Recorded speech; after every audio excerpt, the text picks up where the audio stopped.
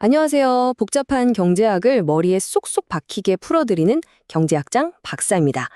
자, 오늘 저와 함께 제대로 파헤쳐볼 주제는 바로 특정 생산 요소 모형이에요. 이게 뭐냐면요.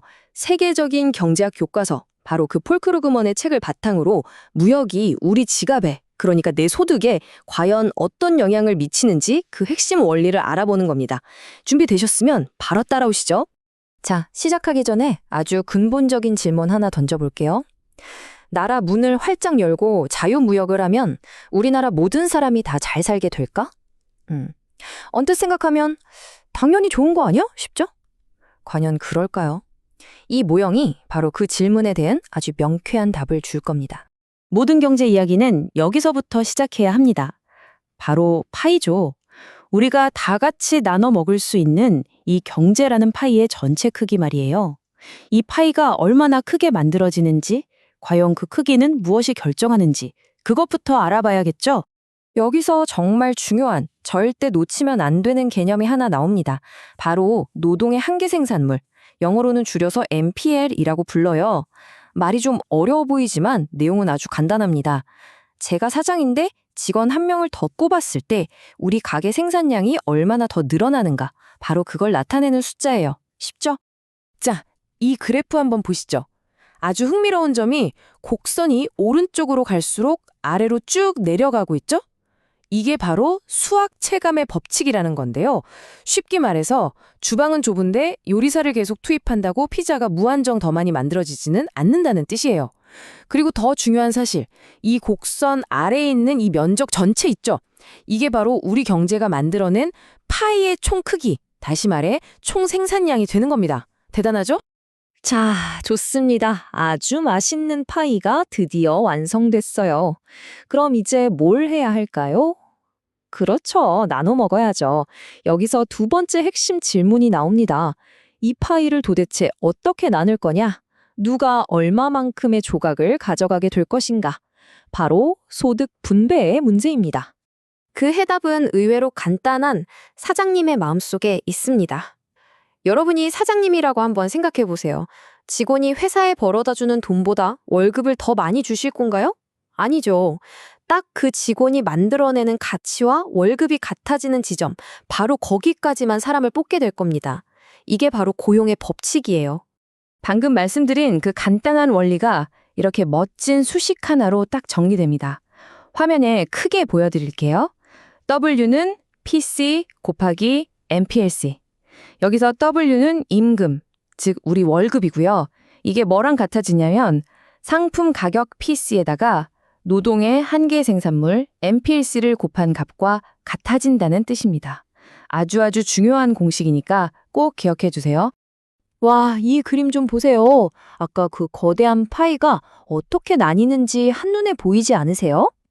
이 아래쪽에 있는 네모난 직사각형 부분, 이게 바로 모든 노동자들이 받아가는 월급의 총합입니다. 그럼 그 위에 남은 저 삼각형 모양의 조각은 누구 몫일까요? 맞습니다. 바로 자본가, 즉 공장 주인이 가져가는 몫이라는 거죠. 자, 지금까지는 한 나라 안에서 일어나는 이야기였습니다.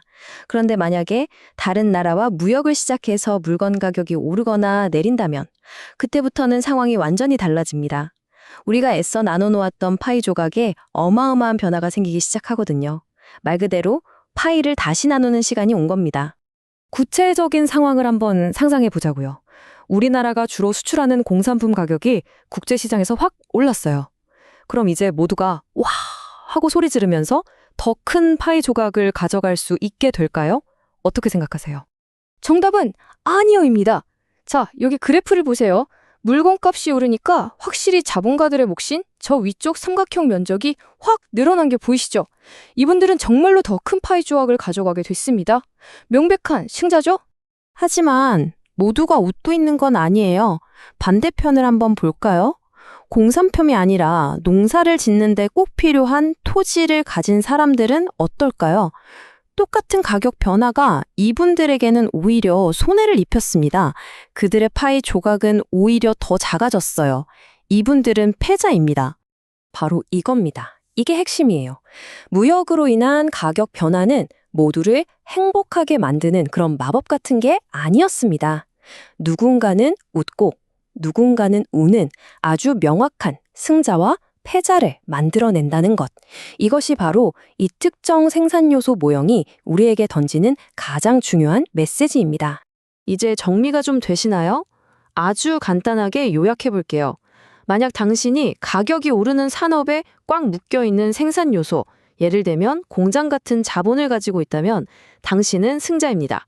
반대로 다른 산업에 묶여있는 생산 요소, 예를 들어 농사 짓는 땅을 가지고 있다면 당신은 패자가 되는 거죠. 결국 이 모형이 우리에게 말해주는 국제 경제학의 냉정한 진실은 바로 이것입니다. 무력은 단순히 파이 전체 크기를 키우는 행위가 아니다. 그 안에서 파이 조각을 완전히 새로 나누는, 즉 부를 재분배하는 과정이다라는 거죠. 정말 중요한 통찰입니다. 자, 그럼 오늘 이 강력한 특정 생산 요소 모형을 통해서 우리가 무엇을 배웠는지 핵심만 쏙쏙 뽑아서 다시 한번 정리해 보겠습니다.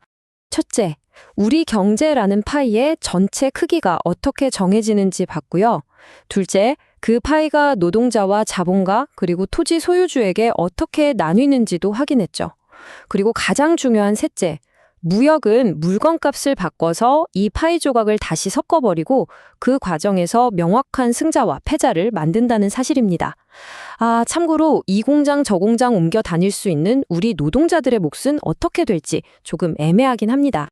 그렇다면 마지막으로 우리에게 이런 거대한 질문이 남습니다. 무역 덕분에 나라 전체의 파이는 분명히 커졌는데 어떤 사람의 파이 조각은 오히려 더 작아졌다면 우리는 이 문제를 어떻게 풀어야 할까요? 무역으로 얻은 그 이익을 어떻게 나눠야만 모두가 함께 웃을 수 있을까요? 바로 이 질문이 오늘날 우리 사회가 함께 풀어야 할 가장 큰 숙제일 겁니다. 여러분도 한번 깊이 생각해 볼 문제 아닐까요?